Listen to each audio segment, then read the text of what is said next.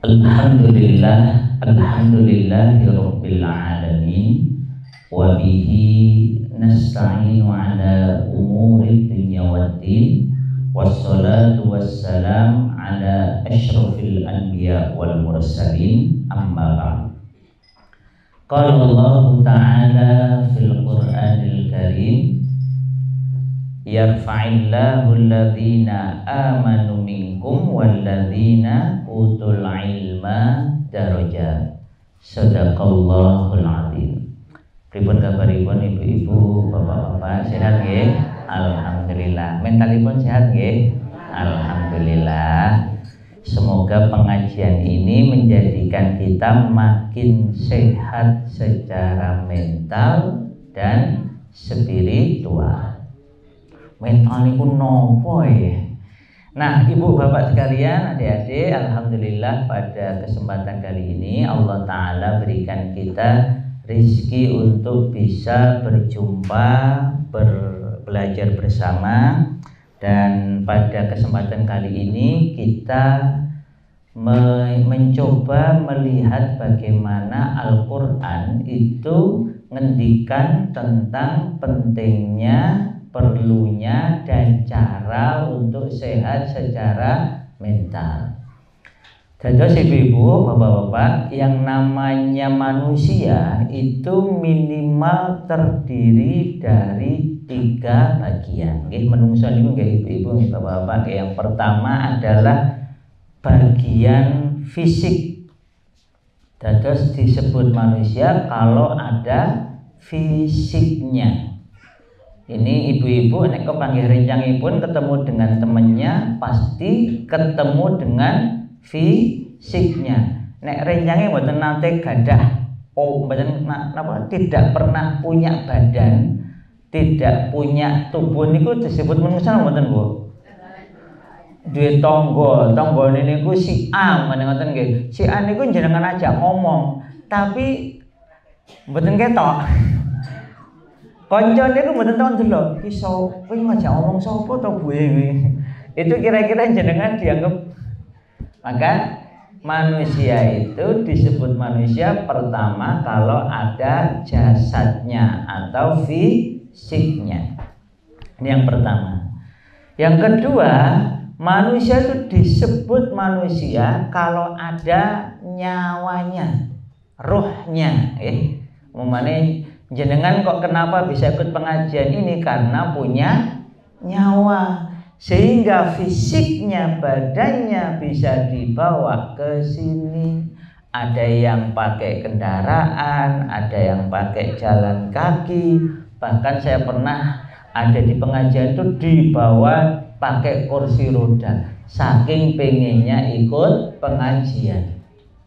Ada yang buta, maka oleh keluarganya dituntun. Saya pernah ngisi beberapa kali pengajian itu Masya Allah, yang buta dituntun. Setelah itu malah nraktir saya. Ternyata dia malah direkturnya lembaga itu. Jadi Ustaz, ini saya ajak makan. Saya kaget.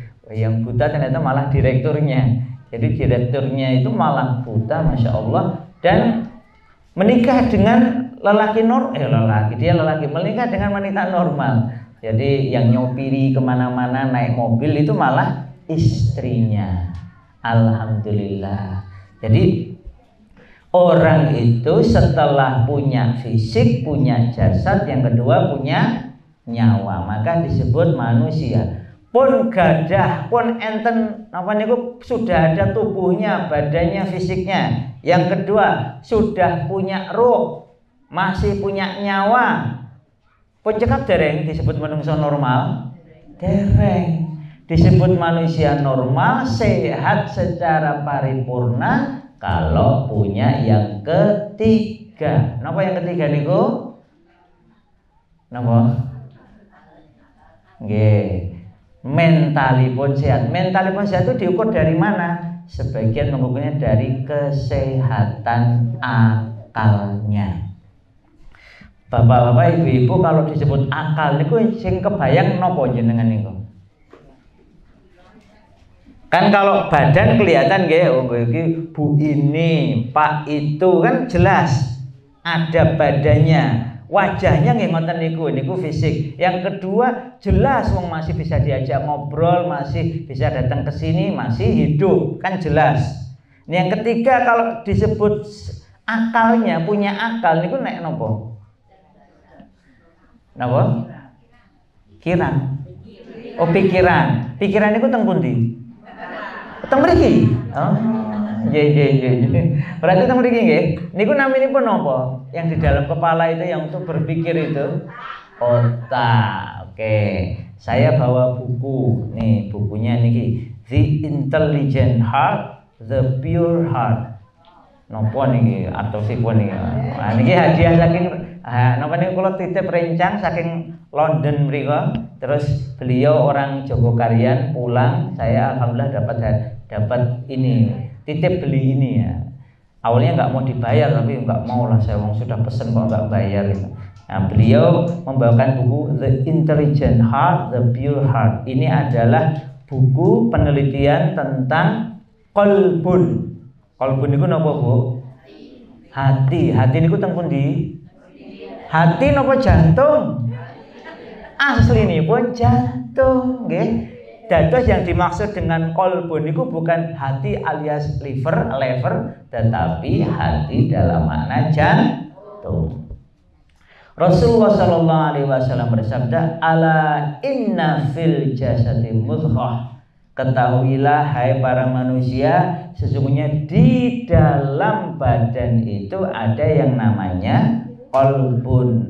Kolbun itu maksudnya pun jantung. Jantung hati, bolehlah disebut jantung hati. Idza sholahat sholaha jasadu kullu. Jadi ada segumpal darah, segumpal daging di dalam jasad. Kalau segumpal darah ini sholahat, baik, sholaha jasadu kullu, baik seluruh badannya. Wa idza fasadat fasada jasadu kullu. Kalau segumpal daging atau segumpal darah ini rusak, rusaklah seluruh tubuh. Ala wahyal qalbu. Ketahuilah segumpal darah yang menentukan baik buruknya badanmu, fisikmu, itu adalah qalbu. Maksudnya pun apa? Jantung. Dan terus ibu-ibu, bapak-bapak sekalian, jamaah sekalian, yang ketiga ini ternyata yang menjadi penentu utama.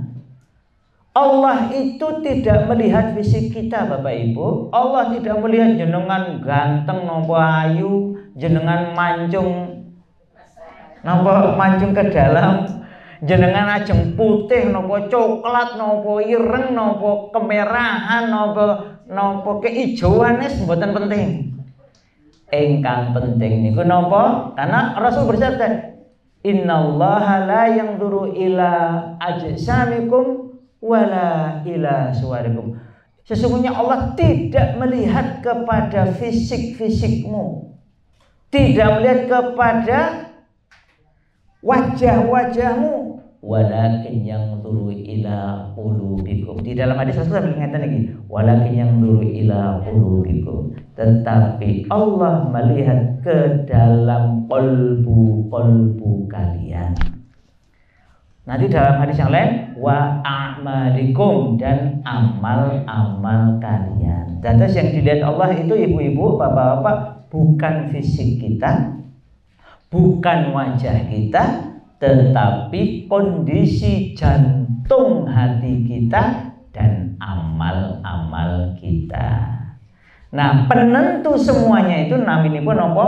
Qalbun, jantung hati. Oleh karena itu dari tiga hal ini tadi, fisik, nyawa, dan yang ketiga apa? Qalbun, itu yang akal ya. Tadi saya nyebutnya akal dulu. Akal itu yang paling penting adalah yang ketiga. Maksudnya pun kalau badan pun ngeten iki pun kawan kita tambah terus gitu, tapi pun ngeten iki tidak bisa diprotes kan ngoten. Kemudian yang kedua, nyawa, alhamdulillah nyawa niku saged berubah napa mboten? Boten. Kurniawan niku pilihane wonten napa boten. Alhamdulillah tasih gadah ruh, masih punya nyawa. Yang ketiga ini yang menentukan kemanusiaan kita, menungso tenanan apa mboten niku nggih nomor 3. Makanya kesehatan mental nggih ibu-ibu, bapak-bapak dalam bahasa Arab sering disebut sebagai sihatul aql, sehatnya akal. Makanya wong gendeng disebut ilang. Itu bukan otaknya hilang, boten. Itu karena kemampuan berakalnya hilang. Makanya dalam bahasa disebut majnun. Majnun dari kata janna ya junnu. Janna itu menutup atau nanti menjadi majnun tertutup. Kenapa disebut majnun? Karena akal namanya otaknya ada. Napa yang gendeng niku terus otak hilang? Kan boten, yang hilang itu bukan fisik otaknya, tetapi kemampuan berakalnya. Nah, Dr. Garnustad dalam buku ini ya Bapak Ibu membuktikan kepada kita, ini adik-adik, ini pentingnya besok belajar bahasa Arab dan bahasa Inggris adik ya. Ini di sini gabungan antara Inggris dan Arab. Kalau ini bahasanya masih Inggris, tapi di beliau banyak dalam bahasa Arab. Lalu kemudian beliau terjemahkan dalam bahasa Inggris. Nah, terus Bapak Ibu sekalian penting untuk kita lihat, berarti akal itu kerjanya apa? Kan kalau kata Rasul itu penentunya bukan otak, bukan dimag, bukan brain, tetapi qalbun. Ala wahyal, bukan dimag, bukan otak, tapi ala wahyal qalbu. Berarti penentu berakal seseorang itu bukan di otak ternyata, tapi tampun di jantung. Dan itu dibuktikan ternyata minimal ada 40.000 saraf di jantung kita ibu bapak yang itu berakal. Maka disebut intelligent heart, jantung yang berpikir, yang berakal, yang cerdas. Kalau pakai bahasa ini pun Ali bin Abi Thalib dan Ibnu Abbas radhiyallahu anhum itu disebut dengan qalbun aqulun, jantung yang aqul, yang berakal. Menarik toh? Yang berakal pun bukan otak tetapi jantung.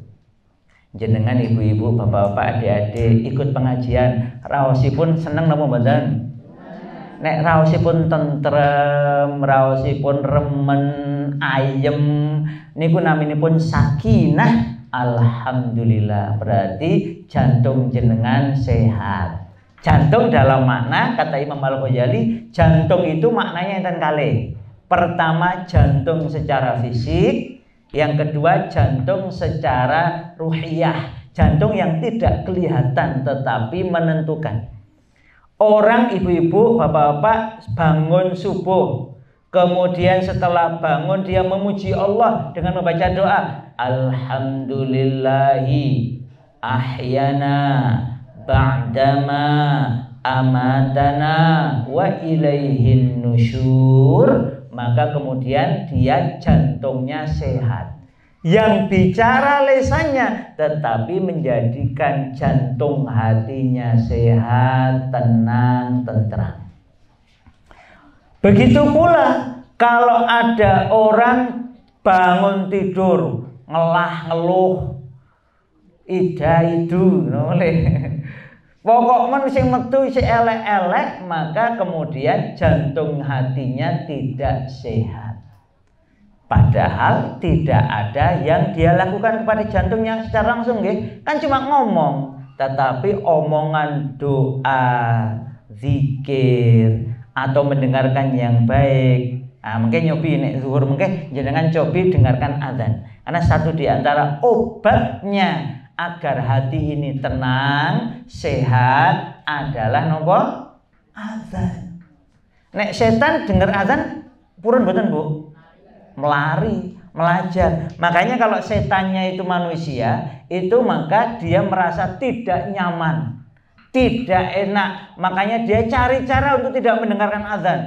Opo baca SMS, denger lagu, lihat film, atau ngobrol sama temennya, lari-lari, itu adalah naudzubillah min dzalik cara setan. Karena kalau manusia begitu dengar azan, Allahu Akbar, senang dia. Bahkan kalau perlu dia yang azan. Ya, nah ibu mboten azan ibu nggih. Kalau kayak azan kemawon, bapak-bapak, adik-adik ini harus senang azan. Karena itu cara mengusir setan. Kalau kita kok azan, mendengarkan azan nggak seneng, ini yang laki-laki nih, azan nggak mau, nggak suka, waduh, setannya kok wis pindah, ini repot ini. Kalau orang beriman senang dengar azan. Nah, oleh karena itu ibu-ibu, bapak-bapak sekalian, Al-Quran menegaskan kepada kita bahwa kesehatan mental itu ditentukan dengan kesehatan akal. Dan yang berakal itu yang paling penting, bukan otak. Yang berakal itu oleh Quran itu yang paling penting itu adalah jantung. Maka nanti itu tergantung dengan rasa. Nggih ngoten mamanipun ibu tadi nggih dengar azan seneng atau tidak. Maka ibu-ibu bapak-bapak sekalian di dalam Al-Qur'an berkaitan dengan kesehatan mental itu dibagi menjadi 3. Nah, ini saya bacakan di bukunya ini nggih. Jadi menurut Quran, nah, ini biar clear nih. Menurut Quran, kalau kita bicara tentang kesehatan mental, khususnya berkaitan dengan kesehatan jantung, itu dibagi menjadi 3 kinds of heart spiritually. 3 kondisi jantung. Pertama, ini mau ketemu satu di antara ini pun teng surat Al-Baqarah. Sampai dari ayat pertama sampai ayat 20. Ayat pertama sampai ayat kelima cerita tentang kesehatan jantung mental yang pertama. Nggih menika orang beriman. Alif Lam Mim. Dzalikal kitabu la raiba fi hudal lil muttaqin alladzina yu'minuna bil ghaibi wa yuqimunas sholata wa mimma razaqnahum yunfiqun walladzina yu'minuna bima unzila ilaika wa ma unzila min qablik wa bil akhirati hum yuqinun ulaika ala hudam mir rabbihim wa ulaika humul muflihun. Ini sengaja saya baca 5 ayat. Kenapa? 1, biar kita merasakan. Nah, kita ngerasa ketika kita bicara kesehatan jantung, kita bicara perasaan. Kalau jenengan dengar Quran remen, ayem, tentrem, sakinah, alhamdulillah. Mugi-mugi niku tanda kalau jantungnya sehat.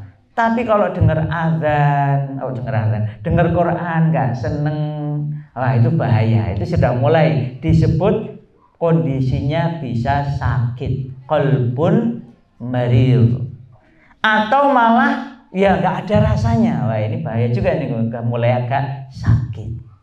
Kalau nggak suka berarti qalbun mayit. Kenapa jantung kok nggak suka dengar azan, nggak suka dengar Quran, itu berarti kemungkinan qalbunya sudah mati, perlu dihidupkan kembali. Nah, maka Quran Bapak Ibu membaginya menjadi yang pertama tadi mukmin, believer in one's Allah, yaitu mukmin ini yakin kepada keesaan Allah, tauhid. Ini kondisi pertama. Jadi kalau kita bagi kesehatan mental menurut Quran, maka yang pertama adalah yang beriman. Inilah yang sehat mentalnya. Inilah yang disebut hatinya, jantung hatinya hidup.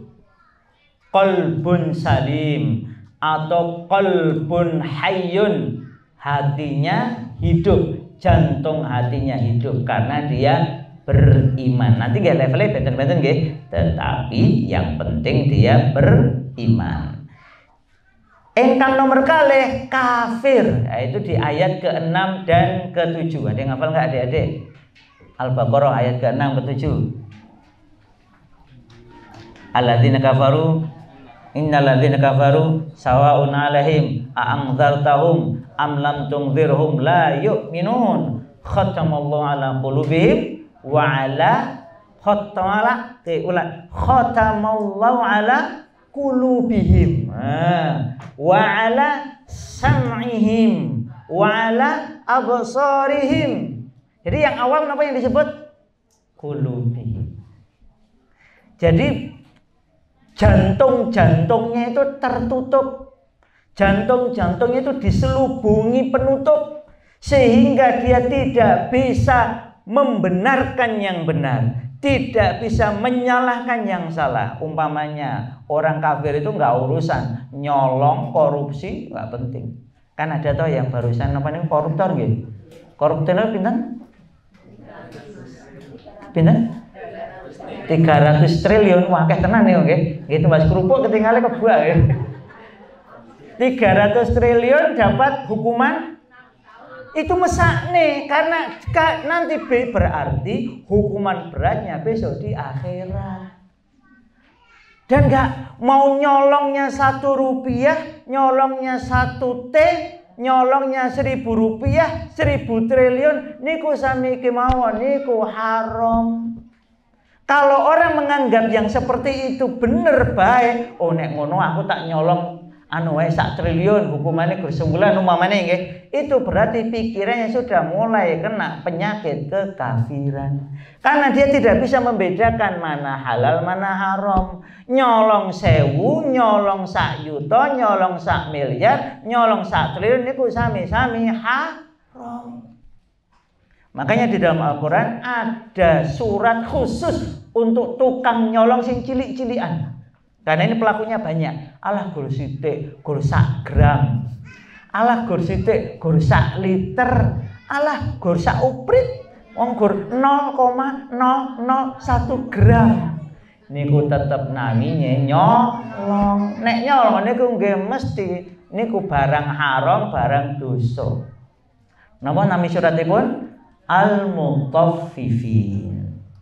Wailul lil mutaffifin alladzina idza talu 'alan nasi yastawfun wa idza kaluhum aw wajanuhum yukhsirun. Ala yadhunnu ulaika annahum mab'utsun liyaumin adzim. Apa do ngira wong-wong kuwi sing maling-maling cilik-cilikan kuwi mau sik ngurangi takaran, sik nyolongi gur 1000 apa 100 rupiah, apa njipuke gur 1 uprit itu dikirane gak dihisab. Besok apakah mereka mengira mereka enggak dibangunkan? Nanti mereka dihisab, dibangunkan membawa dosa-dosa nyolongnya, mencurinya, walaupun cuma sebutir nasi, walaupun cuma 100 rupiah, walaupun cuma 1 uprit, itu semuanya nyolong dan besok dipertanggungjawabkan.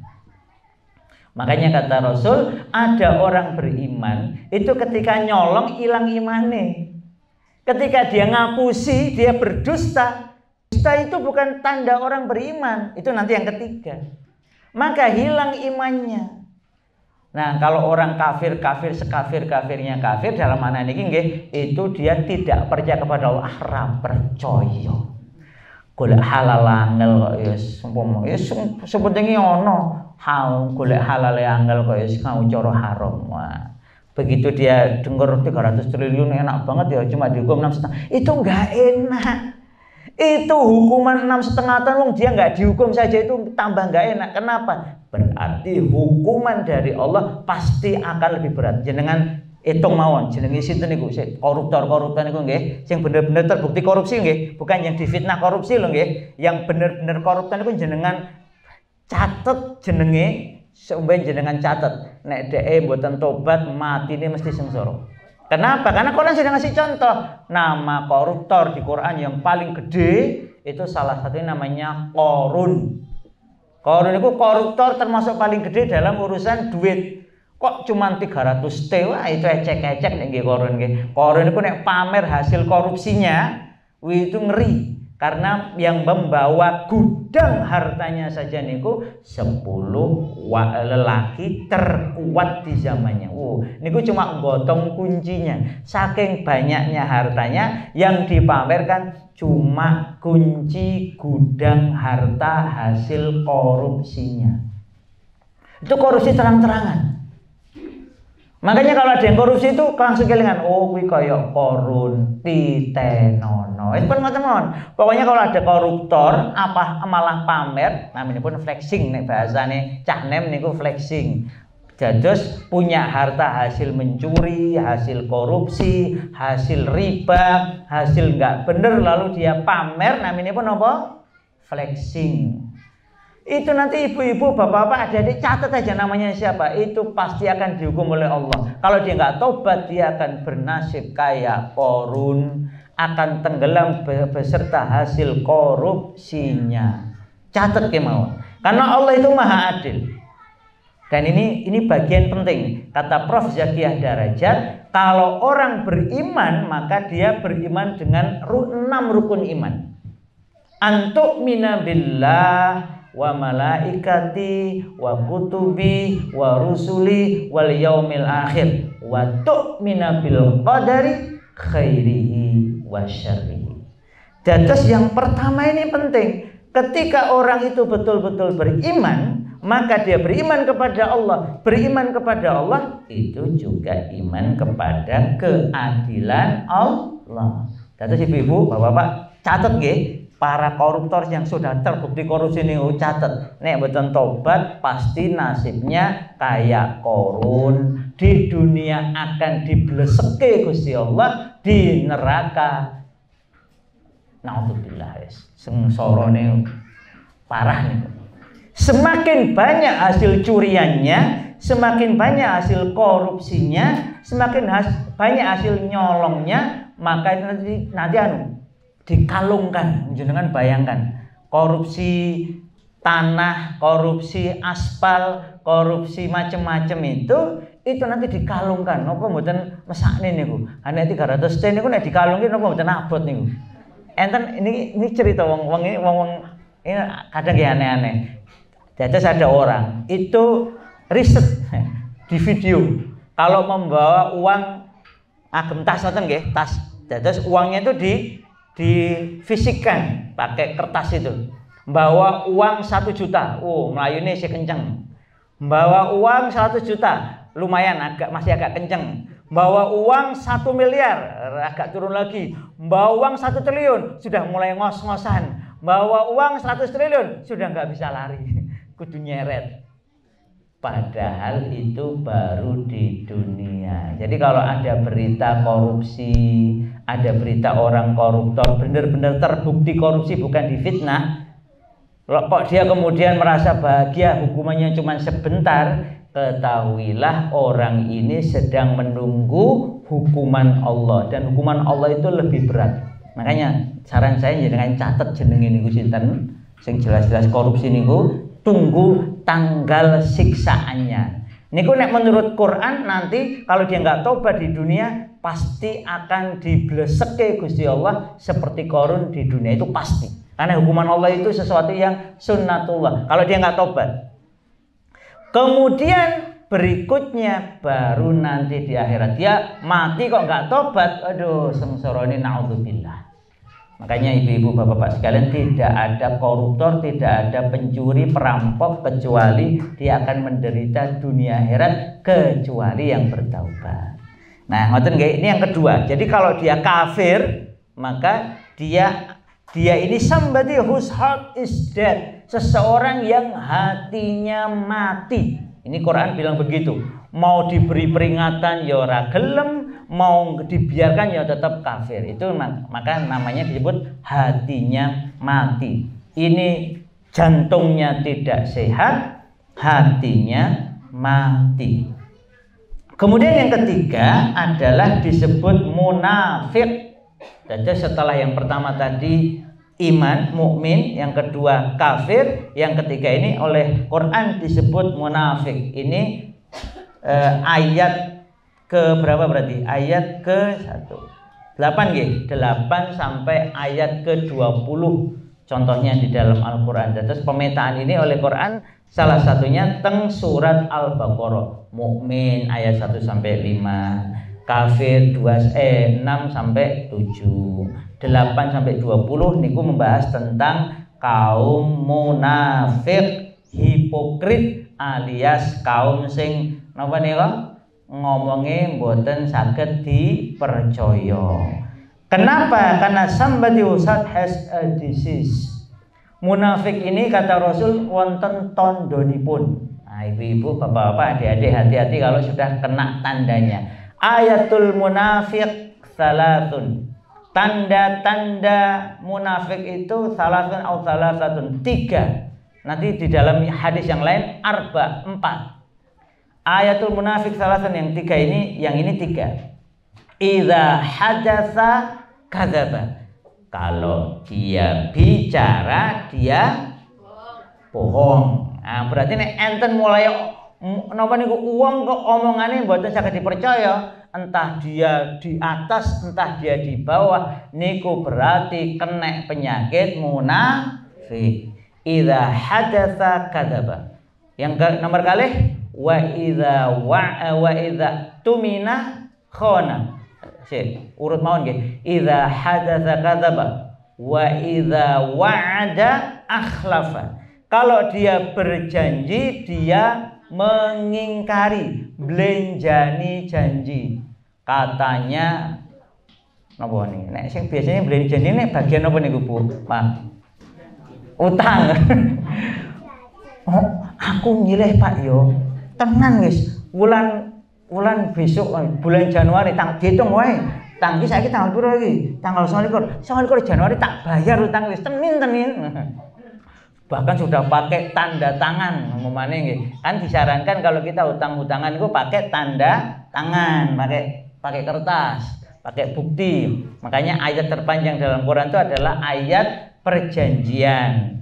Maka tanda tangan. Itu sampai 29 Januari kok sampai 29, sampai akhir Januari ditagih sik karo kanca lagi wae telat rong dina wis ribut. Sampai Februari, sampai tahun depannya lagi enggak bayar-bayar. Nah, ini kena penyakit munafik. Nauzubillahi min dzalik wa idza wa'ada akhlafa.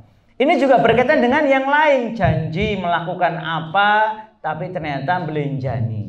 Nah, ini penyakit yang namanya munafik. Yang ketiga, wa idza tumina khana. Kalau diberi amanah dia khianat.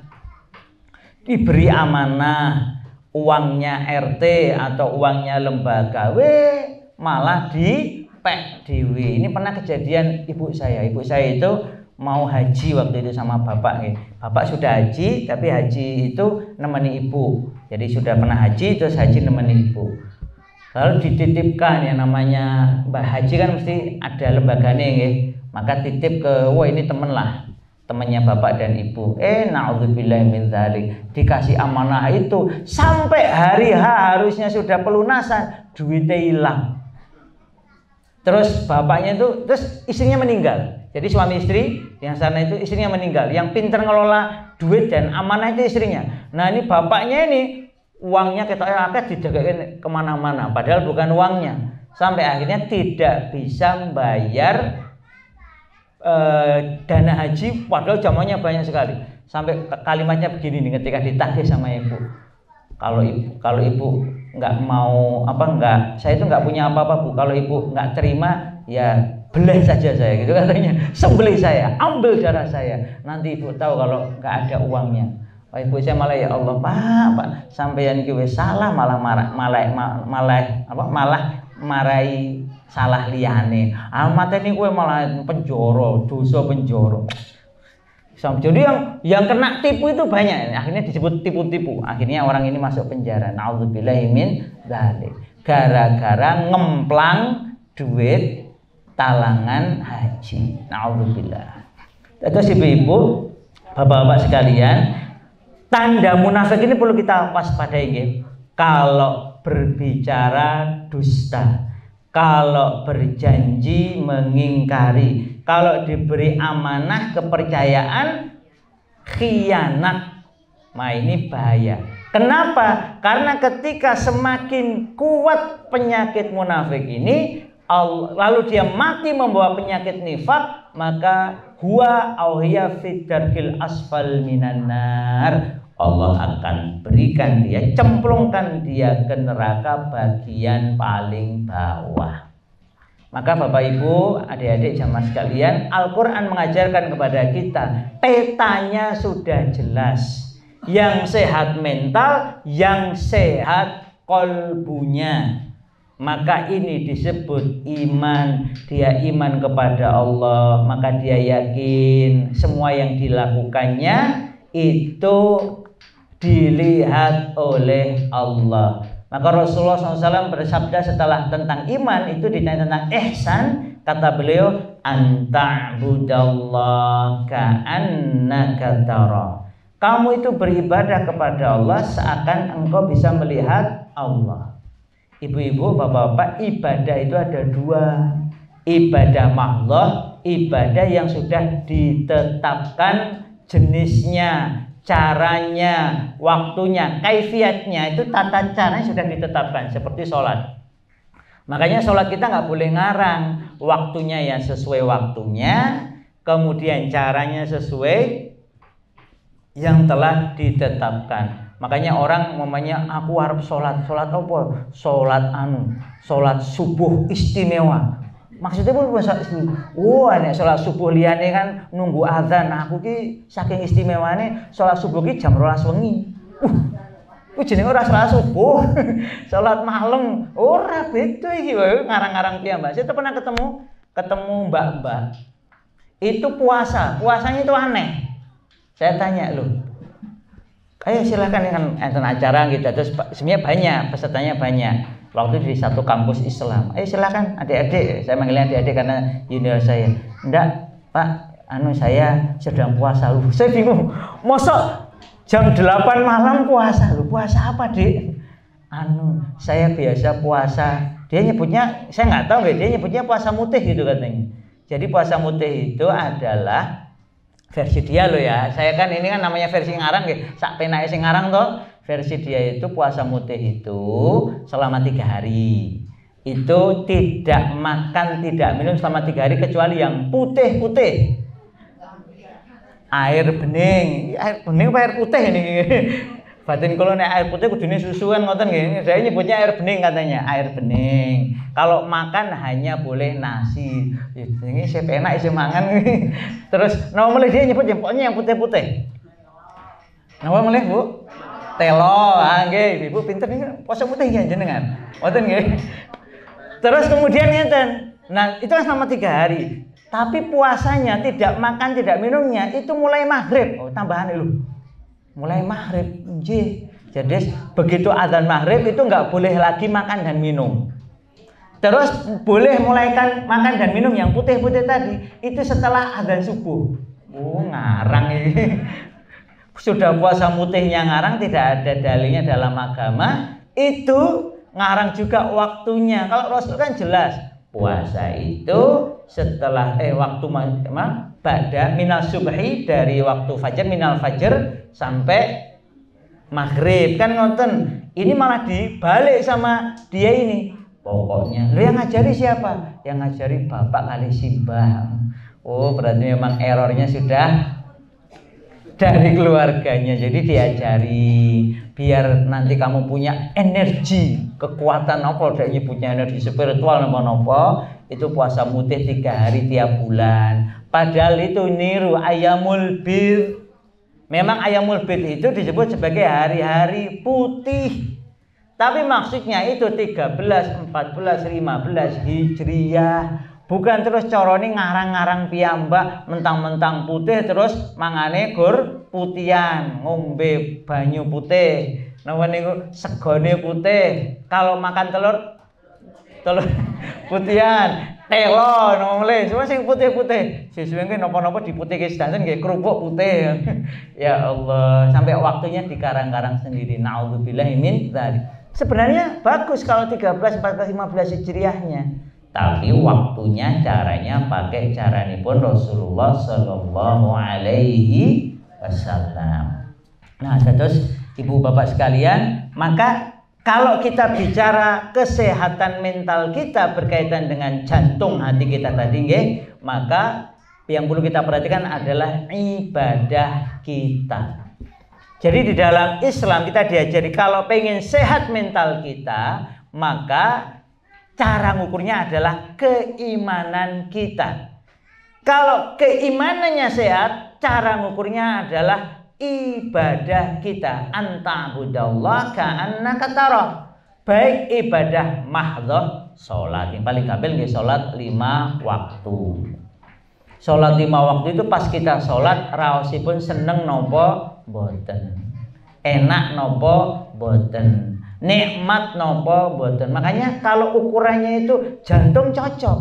Karena kalau ukurannya jantung kita kan bisa merasakan. Ibu-ibu pas salat remen mboten, Bu? Makanya dicek ya, pas dengar azan, sholat zuhur, waktu sujud, seneng napa mboten.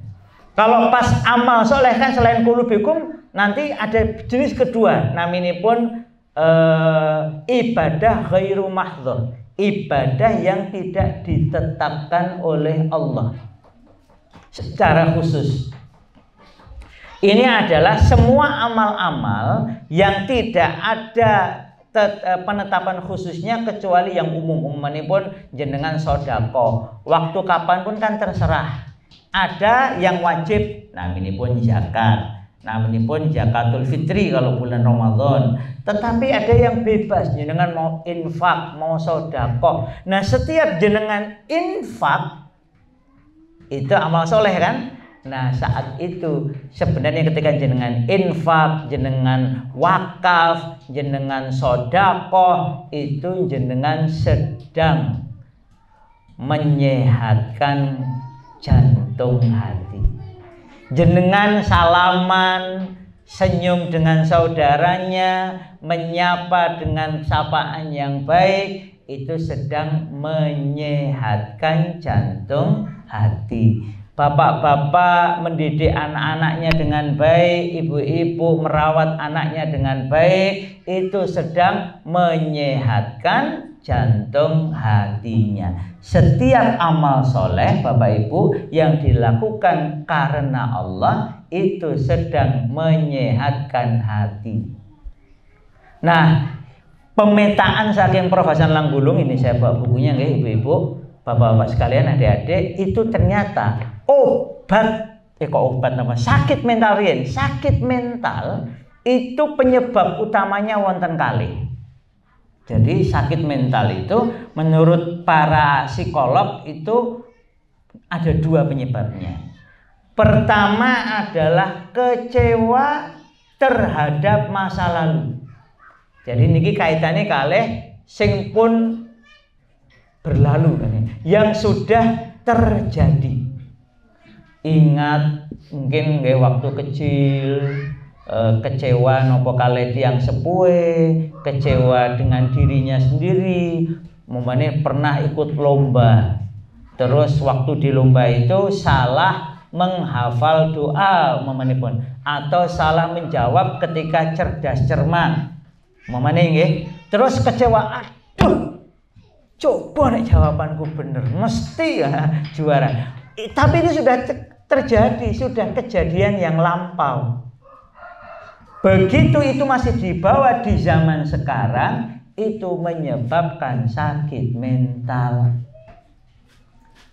Makanya Allah nanti mengajarkan kepada kita doa dari Rasulullah SAW melalui lisan Rasul, doa biar nggak sakit mental. Nanti doanya terakhir kan, ini nanti solusinya. Jadi yang pertama, ibu-ibu, bapak-bapak, adik-adik, kecewa dengan masa lalu yang sudah terjadi. Kita membayangkan, coba nek aku ngene, coba nek aku begitu, seandainya, andainya, kata seandainya, kata coba nek aku ngene, itu membuka pintu syaitan, bikin orang sakit mental.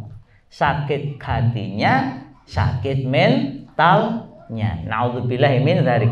Maka ibu-ibu, bapak, adik-adik, kalau ada kekecewaan di masa lalu, ikhlaskan sekarang, jangan dibawa kemana-mana. Maka kata ulama, membawa kekecewaan masa lalu itu seperti membawa, mohon maaf nih, naudzubillah min dzalik, ngapunten niki, seperti membawa kotoran dibawa kemana-mana. Ibu-ibu, bapak-bapak, bayangkan jenengan, ajeng kan bayangke kok mesakne. Jenengan bayangkan nek nembe membuang sesuatu niku lho. Membuang TA1 ngoten nggih. Terus jenengan niku kantongi. Jenengan kantongi terus jenengan gembol teng pundi-pundi. Niku edan apa edan? Dan itu kayak gitu. Orang sudah terjadi di masa lalu, itu mbak ya sudah, orang sudah berlalu ya dibuang, jangan digendol, dibawa kemana-mana. Itu bikin jenengan sakit mental. Atau bawa, semuanya ngerti lah, kotoran kayak gitu, berbagai jenis kotoran itu harusnya dibuang. Wong sudah keluar kok dadak ditahan-tahan, digemboli, naudzubillahi min dzalik, jijiki. Begitu pula orang sudah kejadian, kan berarti jenengan napa niku imannya bermasalah. Ingat nggak tadi nggih? Iman yang keenam, antuk mina bil qadari, terus khairihi wa syarrihi. Jenengan tuh iman dengan takdir Allah, baik yang jenengan sukai maupun yang jenengan tidak sukai. Maka penyebab sakit mental yang pertama ini perlu kita pahami. Oh, pokoknya kalau jenengan masih kecewa, masih tidak terima dengan takdir Allah yang sudah terjadi, yang sudah berlalu, yang di masa lalu, itu berarti jenengan sakit mental. Itu kalau nggak segera dibuang, itu berbahaya. Maka orang-orang beriman tidak akan punya penyakit yang ini. Begitu orang itu kebayang luka pengasuhan, dulu aku dipiloro ibuku, dulu aku dipukul oleh bapakku, sakitnya masih terasa di sini. Niku berarti niku tiang kirang iman. Karena orang yang beriman kepada Allah itu antuk mina bil qadari khairihi wa syarrihi. Maka kata Prof. Hasan Langgulung, orang yang masih gemboli, orang yang masih membawa kemana-mana sakit hatinya, kegelisahannya, kekecewaannya pada masa lalu, itu dia kena penyakit mental. Orang beriman tidak akan mengalaminya. Makanya kalau ada yang bilang luka pengasuhan, ada anak dulu dilukai, ketika dewasa dia masih terluka, niku mboten tiyang iman. Nek mboten tiyang kafir, nggih tiyang munafik. Kalau orang beriman nggak akan bawa luka lama itu ke sampai sekarang. Jelas lagi nggih?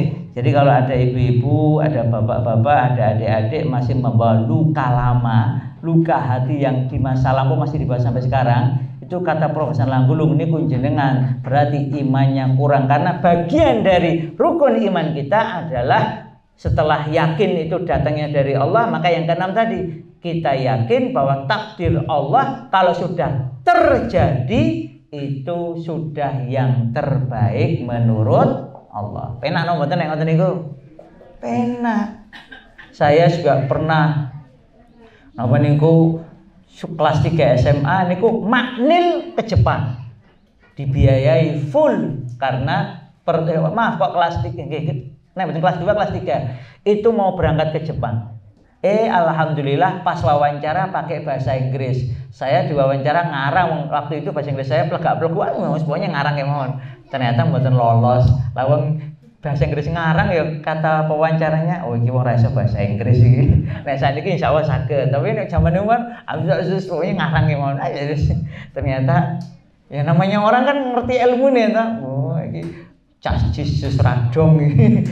Saya enggak lolos. Ya sampai sekarang enggak ke Jepang alhamdulillah. Terus saya ubah doanya, ya Allah. Ternyata saya terserah lah, wah yang penting ke tempat yang jenengan ridho, yang Allah ridho, yang Engkau ridho ya Allah. Alhamdulillah pertama kali saya keluar negeri itu dalam rangka umroh. Alhamdulillah diganti toh, daripada ke Jepang mending umroh. Bener itu, niatnya sudah bener, caranya bener. Alhamdulillah dilancarkan, pulang dari umroh diajak ke Turki, diajak ke macam-macam. Alhamdulillah. Itu ibu bapak sekalian, pokoknya kalau sudah terjadi ya ini adik-adik, jangan dibawa sampai sekarang. Ya sudah, sudah terjadi kok masih dibawa-bawa, diungkit-ungkit. Nah, boleh nggak belajar dari masa lalu? Boleh dan wajib. Kenapa? Karena Quran juga ngajari kita untuk belajar dari masa lalu. Ingat, belajar, bukan mengungkit-ungkit luka lama. Bukan bukan mengandai-andaikan nanti begini nanti begitu, bukan. Kalau begini kalau begitu, bukan. Tetapi belajar dari masa lalu. Kemudian kata Profesor Langgulung, penyebab sakit mental yang kedua itu adalah takut khawatir dengan masa depan. Terus Bapak Ibu, ya cuma dua ini sebenarnya. Penyakit berkaitan dengan kesehatan mental itu adalah tentang masa lalu, kecewa dengan masa lalu yang sampai sekarang masih dibawa. Kemudian yang kedua, khawatir, takut dengan masa depan. Maka kata Profesor Langgulung, orang beriman tidak kena yang pertama, tapi menggunakan yang kedua untuk sehat mental. Kenapa? Karena Rasul bersabda, Al-Qayyis, orang yang cerdas, adalah orang yang ingat mati, wa alima lima ba'dal maut. Lalu karena dia ingat ada kehidupan setelah kematian, maka dia beramal untuk kehidupan setelah kematian. Ibu-ibu pun ngertos sedone tanggal pinten? Gareng ngertos nggih. Nek pun ngertos mesti mboten nate maksiat mulai umumane dijadwal oleh atau malah maksiat sih. Jadwal matine masih 5 tahun lagi, wah lumayan, berarti 4 tahun iso maksiat. Kita nggak pernah tahu mati kita kapan. Oleh karena itu, karena nggak tahu itu kata Profesor Langgulung, itulah kita gunakan yang kedua. Kalau orang kafir, orang munafik mungkin kena penyakit yang pertama, sibuk dengan masa lalu, luka pengasuhan, dendam dengan bapaknya, dendam dengan ibunya, dendam dengan temennya, kecewa dengan dirinya sendiri. Wah, pokoknya urusannya itu masa lalu aja. Itu penyakitnya tiang-tiang psikologi kafir, tiang psikologi munafik kan, ini penyakitnya ngoten niku. Makanya kalau ada orang kok ngomongkan ungkat-ungkit masa lalu, luka pengasuhan, luka masa lalu, dendam di masa anak-anak, niku kena penyakitnya orang-orang kafir dan munafik. Kalau orang beriman tuh fokusnya yang kedua ini tadi. Karena khawatir dengan masa depan, belum yakin bisa masuk surga, maka kemudian kita khauf dan roja. Khawatir besok tidak masuk surga, roja berharap dengan ampunan Allah, rahmatnya Allah, sehingga dengan ampunan dan rahmat Allah kita masuk surga. Nah, oleh karena itu kita beramal soleh, bangun tidurku terus. Lu kok mandi? Jenengan nopo? Bangun tidurku terus doa. Jenengan kedah ubah itu lagu-lagu yang nggak bener nih. Bangun tidurku terus doa. Terus, ini lanjut ke piyambak. Sama seperti balonku ada 5, rupa-rupa warnanya, hijau, kuning, kelabu, merah muda dan biru, meletus balon hijau, dor, hatiku baik-baik saja. Ngoten. Ini semarake sakit mental gara-gara meletus satu balon, hatiku sangat harusnya hatiku baik-baik saja. Balonku masih 4, ku bagi ke sahabat. Nah, ini ku ngajarke sehat mental, masih punya 4 daripada meletus semua dibagi-bagi ke sahabatnya. Makanya kadang lagu-lagu itu kalau nggak hati-hati itu bikin sakit mental. Karena harusnya kan yang lagu yang bagus membangun keimanan kan pelangi gitu. Pelangi-pelangi alangkah indahmu, pelukismu agung, siapa gerangan. Nah, kan Allah pelan. Pelukis siapa? Gimana? Pelukismu agung, siapa gerangan, terus pelangi-pelangi ciptaan Tuhan. Nah, ini bagian ini bener nih. Ini lagu yang harus diajarkan kepada anak-anak kita karena mengokohkan iman. Tapi kalau yang hatiku sangat Itu digantos, itu bikin sakit mental. Makanya anak kita mudah galau karena yang ngajari sinten? Gurune, ibuke. Ini guru diprotes itu. Bu guru, kita itu harus ngajari lagu yang sehat mental, bukan yang galau mental. Mosok meletus balon satu, hatiku sangat kacau. Harusnya hatiku baik-baik saja. Jangan ngajari sini, Ustadz Fatan. Mungkin kalau tak tanggung jawab dari sisi ilmiah. Saya bawa bukunya. Biar saya tunjukkan. Jadi kalau anak diajari galau hanya karena balonnya meletus satu, itu kita mengajari anak-anak kita lemah mental. Yang bilang bukan saya, yang bilang ini para ahli. Makanya hati-hati kalau kita ngajari lagu kepada anak. Makanya daripada ngajari lagu yang gak jelas, mending ngajarkan Quran. Karena Quran itu ada syifa lima fis sudur, ada obat bagi yang ada di dalam hati. Tadi pun diajak mas Quran belum sama Ustaz Setiawan tadi? Belum. Oh, Al-Fatihah sudah Bu, Al-Fatihah minimal. Oh, berarti mulai pekan depan itu setelah Al-Fatihah ada tahsin singkat. Tahsin singkat, surat-surat pendek maksimal 5 ayat. Maksimal 5 ayat kemauan atau 3 ayat saja. Alif Lam Mim. Pun nampung baru 1 ayat itu ya. Itu kenapa? Karena itu bagian dari syifa lima fis sudur. Quran itu membawa sifat. Jadi Quran tidak hanya bicara, napa niku bicara penyakitnya, Quran juga bicara obatnya. Maka untuk sehat mental ibu bapak sekalian, maka kita harus perhatikan ibadah kita, khususnya ibadah mahdhah. Berarti yang pertama nopo? Salat kita 5 waktu perlu diperhatikan. Aqimis sholata liduluki syamsi ila fasaqil laili wa qur'anal fajr. Inna qur'anal fajri kana masyhuda. Yang kedua adalah dengan membaca Al-Qur'an, dzalikal kitab la raiba fi hudal lil muttaqin. Di dalamnya itu syifa lima fis sudur. Inna hadzal qur'an yahdi lillati hiya aqwam wa yubasyirul mu'minina alladzina ya'maluna sholihati anna lahum ajron kabira. Yang ketiga tadi napa? Maos Quran, mendengarkan Quran boleh, membaca Quran dengan maknanya boleh. Kemudian yang keempat, ibu bapak sekalian, adalah melakukan berbagai amal soleh. Ada orang yang pelit, medit, bakhil, obatnya napa? Sedekah. Ada orang yang omongannya itu nggak jelas, obatnya nopo? Banyak-banyak membaca zikir dan Quran. Sehingga yang keluar nanti, kalau dia keluar itu yang keluar adalah zikir dan Quran. Kalau dia marah, keluarnya Quran. Urkul dicelik, urkul dicelik.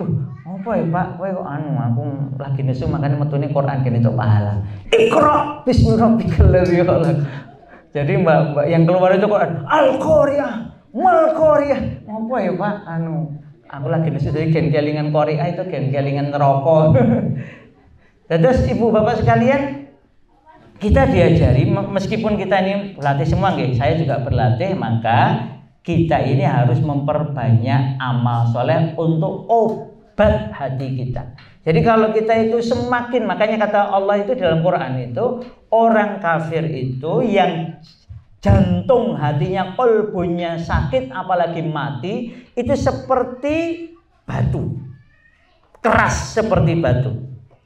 Jadi penyakit jantung hati, penyakit mental itu dimulai dari sakitnya jantung hati secara spiritual. Napa niku? Dia suka tadi itu ngapusi, kemudian belenjani janji, kemudian dia khianat kepada amanah. Itu kalau diteruskan, itu lama-lama dia menyimpang, lama-lama dia keras seperti batu. Diberi nasihat enggak mempan, diberi nasihat enggak mau, na'udzubillahi min dzalik. Maka ketika sudah keras seperti hati, seperti batu, maka dia perlu ditetesi air. Tes. Nah, tetesan air itu adalah tetesan ibadah, tetesan air wudhu, tetesan air mata, tetesan amal soleh. Jadi jenengan harus membuat batu yang keras itu menjadi pecah, menjadi berkeping-keping sehingga kemudian hatinya lembut kembali. Nah, caranya dengan memperbanyak amal soleh. Amal soleh ini kunopo? Amal soleh itu kata ulama itu bisa amal soleh lisan, zikir, baca Quran, bicara yang baik. Pokoknya semua kalimat kebaikan dari lisan. Yang kedua adalah amalan qalbiyah itu. Jenengan kelihatannya ini kendel kemauan, tapi hatinya dari tadi berzikir. Hatinya dari tadi istighfar, hatinya dari tadi berdoa, hatinya berniat ke arah yang baik. Oh ya Allah, berarti nek engko nek ono adzan tak rungokke. Engko nek ono adzan bar rampung adzan aku tak donga bar adzan. Engko wengi aku tak salat wengi. Pokoknya jenengan tuh hatinya itu dipenuhi dengan niatnya kebaikan, penuh rencana kebaikan. Amalan-amalan qalbiyah ini nggak kelihatan, tetapi itu menyehatkan mental. Yang ketiga, amalan anggota badan. Nanti ibu-ibu yang belum senyum-senyum ke kanan kirinya, makanya senyum yang banyak ibu, bapak-bapak juga sama. Mungkin itu calon besan jenengan tentang beriki, mungkin loh. Nah, terus kemudian salaman, saling mengingatkan, saling mendoakan, tawasau bil haq wa tawasau bis sabr.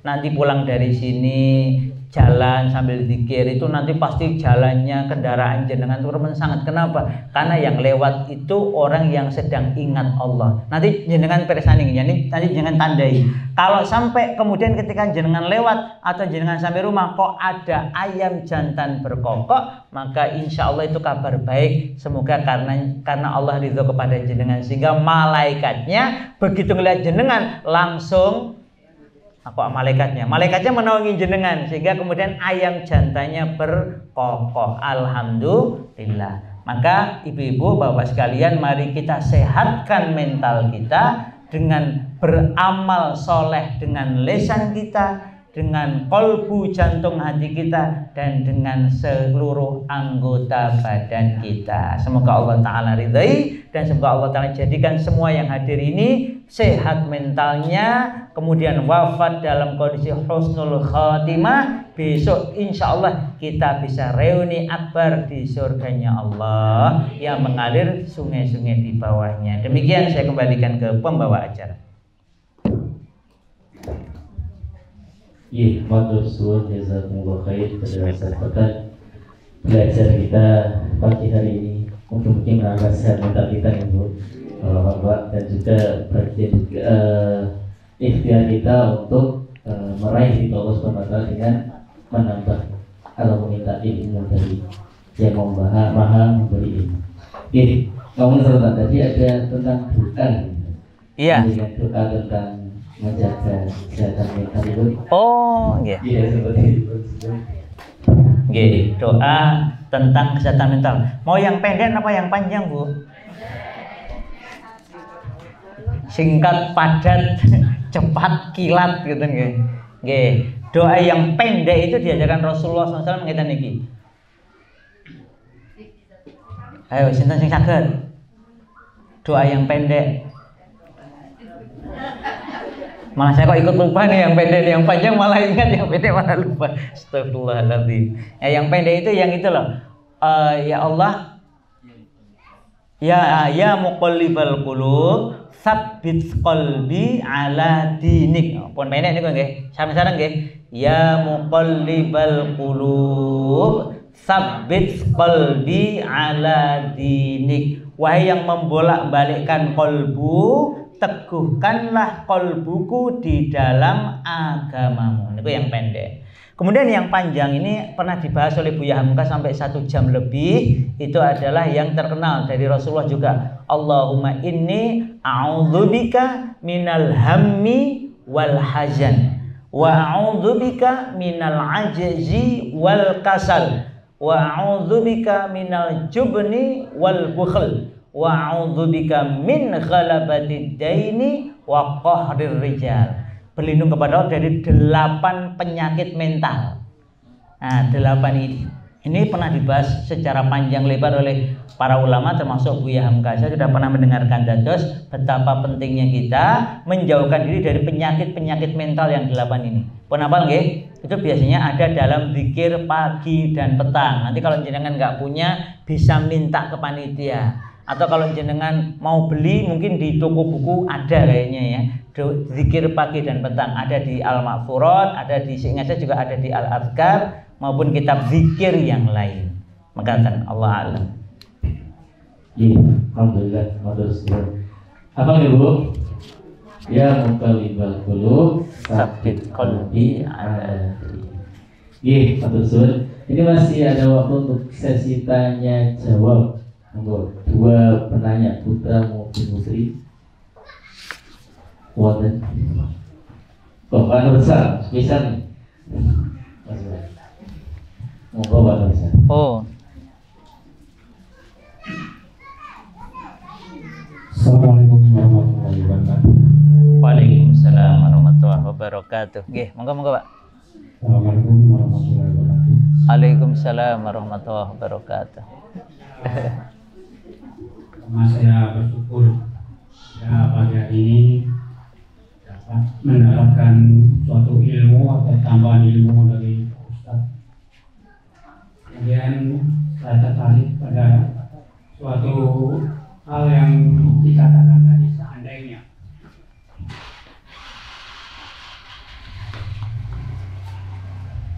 Seandainya. Nggih, ini ku biar dipelankan itu. Pun.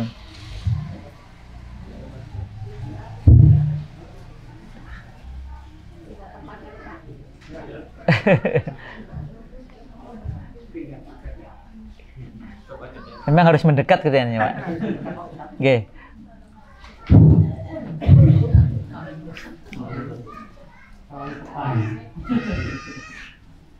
Terima kasih Pak Ustadz sudah menambah pengetahuan saya. Nggih.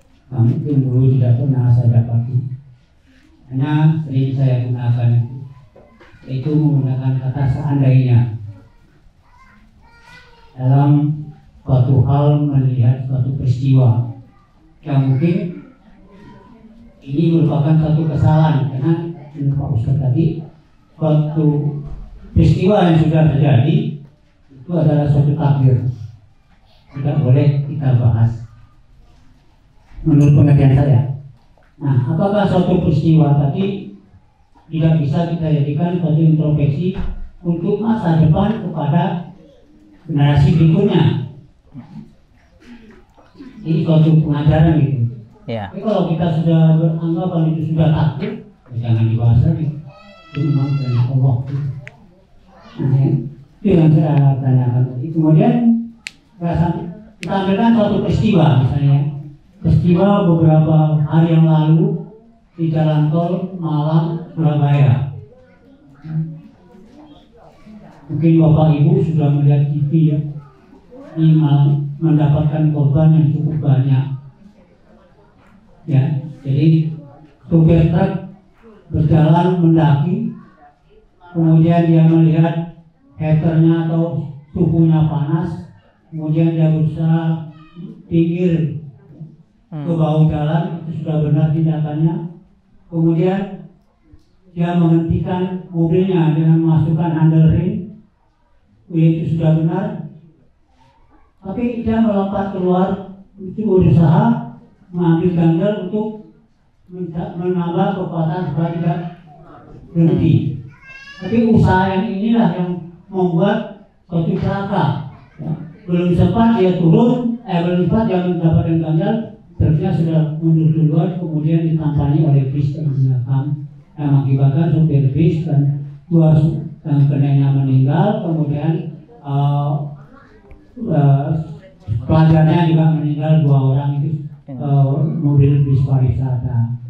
Nah, jadi itu pertanyaan, andai kata, ini menurut ilmu teknik yang saya pelajari, andai kata truk tadi tidak meninggalkan mobilnya atau meninggalkan mobilnya, dimatikan mobilnya dulu, kemudian dia bisa mengoper satu, kemudian dia turun di bawah, belum mencari gas, mencari kayu penghalang atau gandal, hal itu mungkin tidak terjadi. Ini menurut pengertian teknik yang saya pelajari, karena kekuatan mesin itu akan bisa menahan mobil tadi tidak mundur. Nah ini, apakah hal seperti ini bisa kita pelajari atau kita buat suatu introspeksi? Ya. Atau tidak, itu sudah keputusan Tuhan, jangan kamu bantah, jangan kamu bahas. Gitu. Terima kasih Pak. Assalamualaikum warahmatullahi wabarakatuh. Waalaikumsalam warahmatullahi wabarakatuh. Jadi bagaimana menyikapi peristiwa yang sudah terjadi di dalam keimanan kita? Yang pertama itu tadi ya, kalau sudah terjadi maka tidak ada ruang protes terhadap kejadiannya nggih. Artinya kita yakin seyakin-yakinnya itu antuk minabil qadari khairihi wa syarrihi. Ini bagian yang jelek, bagian yang kita nggak suka. Tapi kalau sudah terjadi berarti itu sudah ketetapan Allah. Ketetapan Allah itu yang terbaik. Itu dari sisi menerima. Kita menerima itu sebagai takdir Allah. Yang kedua, bagian dari menerima itu adalah kita belajar. Belajar dari masa lalu. Belajarnya ini kan bukan wilayah tidak menerima, Pak. Tapi tadi seperti Pak Mursal sampaikan, oh berarti urutannya bagaimana, seharusnya seperti apa. Lalu kesempatan belajar ini kemudian kita jadikan sebagai standar keamanan atau safety prosedur. Kalau di dunia kerjaan namanya safety prosedur, prosedur keamanan. Oh berarti seorang driver itu harusnya diajari tata cara keamanan ketika mengendarai mobil. Bagaimana menggunakan alat-alat kendaraannya, bagaimana ketika satu di antara fungsi mobilnya ini tidak berfungsi dengan baik maupun sepenuhnya malfunction, itu bagaimana. Nah itu berarti menjadi ilmu untuk perbaikan ke depan, dan itu diperintahkan dalam Islam. Yang dilarang adalah memprotes kejadian ini, maksudnya tidak terima atas kejadiannya. Kalau sudah kejadiannya sudah, secara iman kita terima, kemudian bagian dari iman pula kita belajar. Karena itulah di Quran banyak sekali kisah-kisah masa lalu. Bahkan sepertiga lebih isi Quran itu adalah kisah-kisah masa lalu. Untuk apa? Untuk diambil pelajarannya. Kalau pakai bahasanya Dr. Majid Al-Kilani, kejadian masa lalu itu namanya punya pola. Jadi polanya itu yang harus kita pahami. Tadi kayak Pak Mursal cerita itu berarti kan pola nggih. Oh polanya kendaraan itu kalau remnya blong atau ada masalah pada saat naik, maka urutannya polanya begini. Nah, pola itu yang harus diajarkan kepada orang-orang yang terlibat dalam urusan tersebut. Kalau dalam hal ini adalah para sopir. Nanti juga sama. Ketika didik anak itu didik anak yang benar itu seperti apa? Oh begini caranya, mengikuti polanya Rasulullah Shallallahu Alaihi Wasallam. Ketika kita sudah mengikuti polanya Rasul sebaik yang kita mampu, kok kemudian ada hal-hal yang di luar kemampuan kita, kejadian seperti kisahnya Kanaan dengan Nabi Nuh, ya sudah, Nabi Nuh nggak boleh protes. Maka Nabi Nuh diperintahkan oleh Allah untuk menerima ketetapan itu dan mengingat bahwa kamu masih punya anak-anak yang soleh. Kamu tetapkan, kamu teruskan amal solehmu itu ketika mendidik anak-anakmu yang lain. Lalu Allah ngasih pola. Kenapa kok Kanaan ini rusak? Oh polanya ada pada ibunya. Ibunya Kanaan ini ternyata tidak solihah. Berarti nanti kata para ulama, polanya adalah ibu-ibu yang tidak solihah ini diajari untuk jadi solihah, dididik untuk solihah. Maka nanti dikasih pola yang lain, yaitu polanya Nabi Ibrahim alaihissalam, yaitu istrinya Nabi Ibrahim alaihissalam itu dididik solihah, sehingga ketika mendapatkan kejadian yang tidak mengenakan, lalu apa komentar mereka? Kalau ini dari Allah, maka Allah tidak akan menyia-nyiakan kami. Ya, ini sama, prinsip ini berlaku untuk kita semua. Kalau ada kejadian apapun, kita senang maupun tidak senang, polanya adalah kalau ini sudah ketetapan Allah, Allah tidak akan menyia-nyiakan kami. Jadi tetap, bahkan kita diperintahkan belajar dari kejadian, dari masa lalu, tetapi tidak menggugat kejadiannya karena sudah menjadi ketetapan Allah. Nonton nggih Pak, Allah alam bisawab.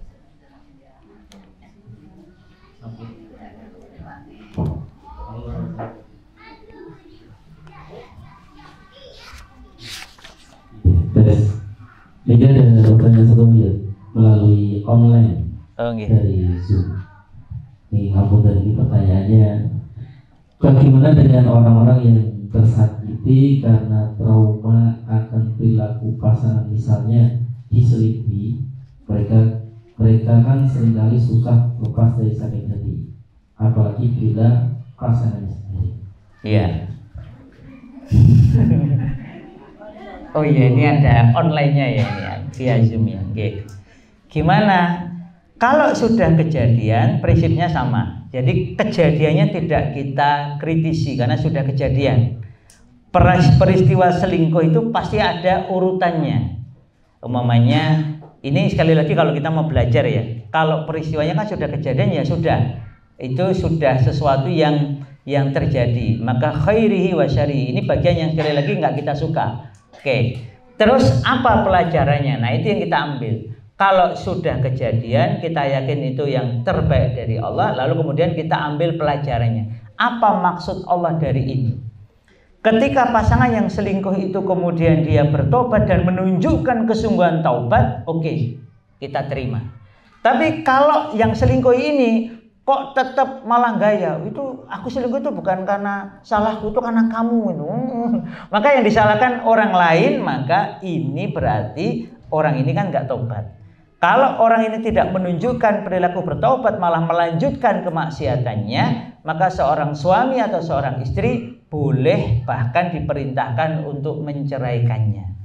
Cerai itu dibenci oleh Allah, tetapi ada saatnya cerai itu harus dilakukan. Tapi ingat, setelah dilakukan upaya-upaya islah, maka nanti bisa dilakukan upaya islah dulu, diperjelas kondisinya, kalau perlu dibantu dengan pihak-pihak yang lain, dari keluarga besar, dari orang-orang yang terpercaya, dari para senior yang ahli di bidangnya. Kemudian dipastikan, oh ini orang memang mau bertobat, mau berbuat baik, mau kembali ke jalan Allah. Oke, itu kita terima. Tapi kalau tidak, maka ya mau tidak mau, karena ketika kemaksiatan diteruskan bahkan dipamer-pamerkan atau diperkuat, nah itu tentu saja kita harus ada batas jelasnya. Maka sama seperti bagi yang belum menikah, maka standar calon itu adalah sesuai dengan standar Allah. Bagi yang sudah menikah, maka kita harus mendidik pasangan kita, nggih Bapak Ibu, nggih, ini termasuk ibu-ibu, bapak-bapak, tumut pengawasan. Ini kan saya husnudzon, ibu-ibu, bapak-bapak pengen memperbaiki diri, pengen memperbaiki keluarga. Jadi itu ya, langkah-langkahnya tetap dilakukan, islah, melibatkan pihak-pihak yang kompeten di bidangnya. Ketika memang yang selingkuh ini menunjukkan kemauan untuk bertobat, oke, dilanjutkan, dan kemudian ada perbaikan secara serius dan terencana. Kalau ternyata benar-benar diajak tobat nggak mau, malah menunjukkan perlawanan, malah ngeyel dan terus menerus bermaksiat, maka mungkin langkah yang terbaik untuk menyelamatkan pihak-pihak yang masih baik adalah perceraian. Tapi ingat, perceraian ditempuh setelah semua cara islah dilakukan dengan optimal. Demikian, Allahu a'lam bishawab.